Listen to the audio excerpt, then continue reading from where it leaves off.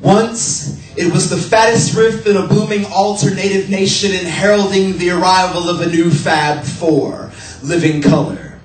Big Apple tested, Tides painted the CBGB's altar, Sir Mick Jagger endorsed. Living Color bridged the gap between Jimi Hendrix and Public Enemy. Vernon Reid's guitar morphing jazz fusion to nuclear fission. Muzz Skilling's bass packing more bottom than a Jet magazine centerfold. Will Calhoun's drums propelling their sound beyond orbit, and Corey Glover wailing like an avenging angel. Living Color grabbed Grammys and placed Obsidian Platinum in Sony Music's hands before the label decided to fly a safer, more accessible flannel flag. Negroampliphobia is not a new affliction. Fear of a black rock was first diagnosed when our original rock was resettled in race music ghettos. It goes back to a time when black artists were persona non grata on their own album covers. Chuck Berry, Bo Diddley, and Little Richard brought white kids to sweaty frenzy and put paranoid parents and recording execs on notice. They all noticed that their kids had new styles and idols with different shades of skin and background and deemed these images graven. The overseer found the power to whitewash their children's cravings. Look at that Presley kid. Ridiculous talent and drive, but always pressured to produce for handlers. Eventually, they eased Elvis into mediocre movies, pilfering Placidil and obesity of the ego. Rock and R&B were recast somewhat obscurely. That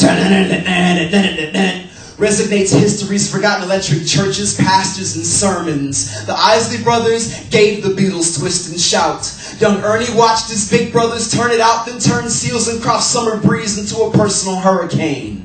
The rise of Otis Redding only stopped by an airplane's fatal fall. James Brown's brand new bag of tricks. Sly Stone's maximum funk and roll. Shuggy Otis turned down the Rolling Stones to go it alone. Eddie Maggot Brain Hazel chased hallucinogenic funkadelic fungus with Molotov cocktails. Warren Santana, Latino and Caribe assist. Mother's Finest gave Mickey's Monkey the shock treatment, reclaiming Zeppelin appropriated blues. Bad Brains Dreadcore positivity taught me to rock out with my locks out. Y'all still don't give six-string propers to Prince Rogers Nelson or recognize the architect of punk funk, Rick James, bitch.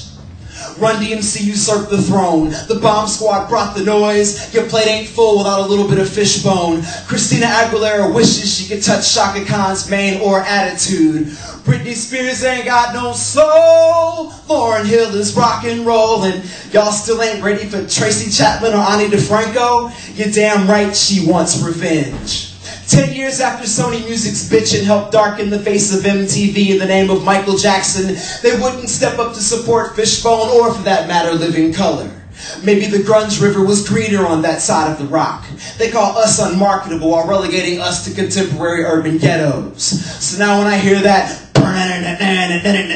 I dream of brown children blasting TV on the radio on the Mars Volta, or giving Lenny Kravitz the finger while fingering their own chords, emulating Tom Morello's rage and discord, or emulating the next wave of Afro punks. I'm thinking, bring it, kid. Play on, player, because the only cure for Negroampliphobia is to stop fishing in the mainstream and shine your darkness into the light.